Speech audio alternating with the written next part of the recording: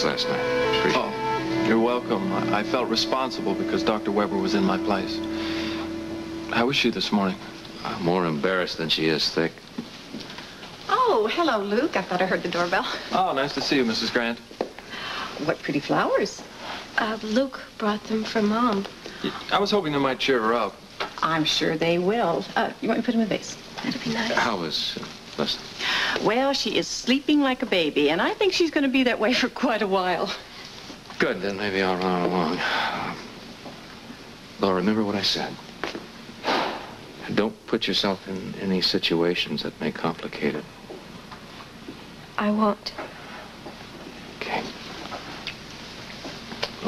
Bye.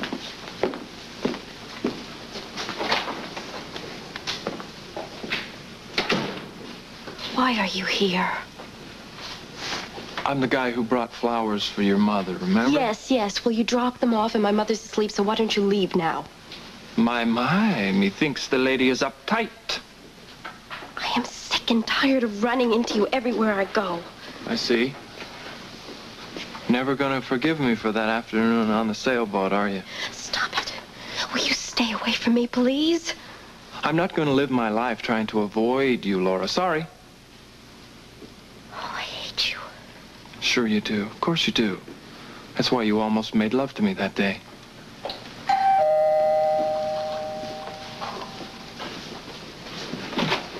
Oh, Scotty. Oh, hello, Mrs. Grant. Boy, those are pretty flowers. Luke Spencer bought them for Dr. Weber. Oh, Scott. Hello, Luke. How you doing? Hi, Scotty. Laura, how are you? Okay. I didn't expect to see you so soon. I just left him. I had a meeting with him this morning. Yeah. Really? Yeah. If you'll excuse me, I think I'll take these upstairs. Okie doke. Well, I got to go.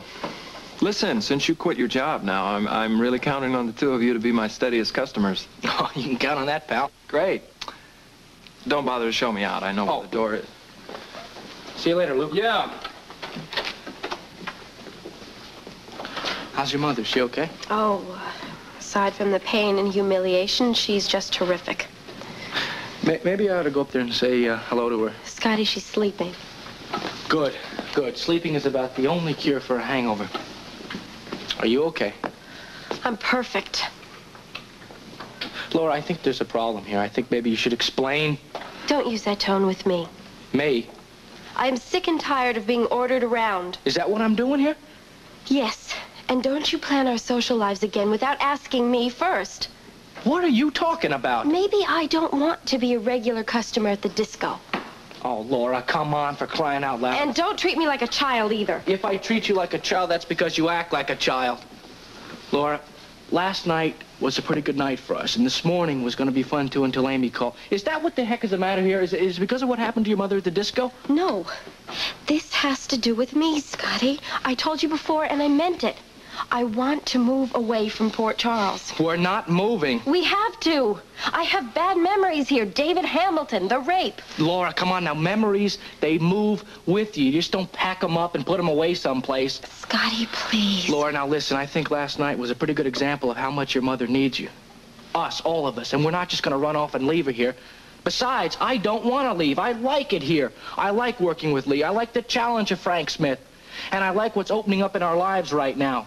Scotty, I have needs that you don't understand. So do I, Laura. Now, come on, back off on this. The good news is there is a picnic July 4th by the Children's Ward of General Hospital. Oh, I don't get it. You don't get it? What do you mean? Well, Frank Smith, who owns the campus disco, Yeah? is paying for a big party July 4th. And he's asked me to invite all of you to the party. Oh, great. Oh, that's terrific. And we're going to have a fabulous, fabulous tug of war. Oh, well, I guess that could be fun. It's going to be fun. Fireworks, Richard. Fireworks, Mrs. DeFries. They're going to be the most fabulous fireworks Port Charles has ever seen. Most probably the biggest that New York's ever seen. And, you know, Luke has asked all of us to really do a fabulous job on this tug of war. And we're not going to let him down, are we? No. Oh, you can stop. Girls, are we? No! All right. Come on over here and I'll sign you all up. It's going to be a fabulous thing. Here we go. Yeah. I can just all red, white, and Aren't you going to sign up? I don't like games. I heard that. Okay, but I think Luke, I told you to stay away from me, and I meant it. Look, I just thought I'd stop by and say hi on my way out. Well, then don't let me keep you. Well, maybe you'd be interested in where I'm going. I doubt that. I thought you'd be interested. I'm going to see Frank Smith. Why would I be interested in that? Because I think I know why you summoned me there. See, Jennifer's been grilling me about who's going to be my best man at the wedding. I'm getting married, you remember? And I think now she's sigging her father on me. You know she wants me to ask your husband. And you better not dare. I mean it, Luke. Scotty is not going to be the best man at your wedding. Nice to hear you admit it. See you, baby.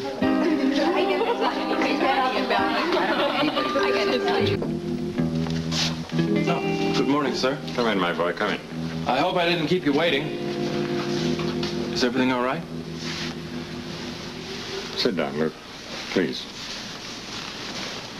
Wonderful time of the morning, isn't it? Yes, sir, it is. I think it's my favorite time of day. World is awakening. Men are going to work refreshed by a long night's sleep. Business day is beginning. Life is everywhere you look.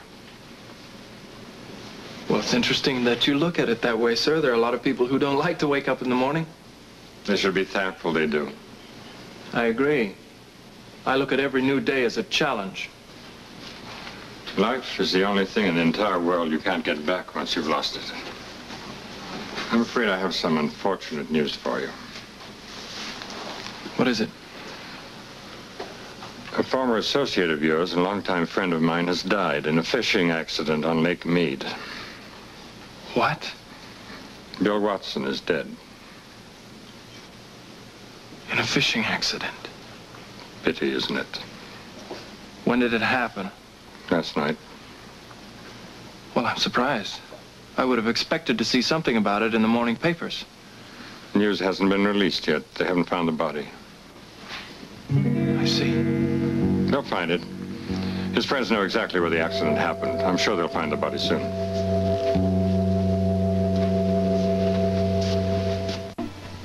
I'm sorry to hear about Bill's death, sir. Sad.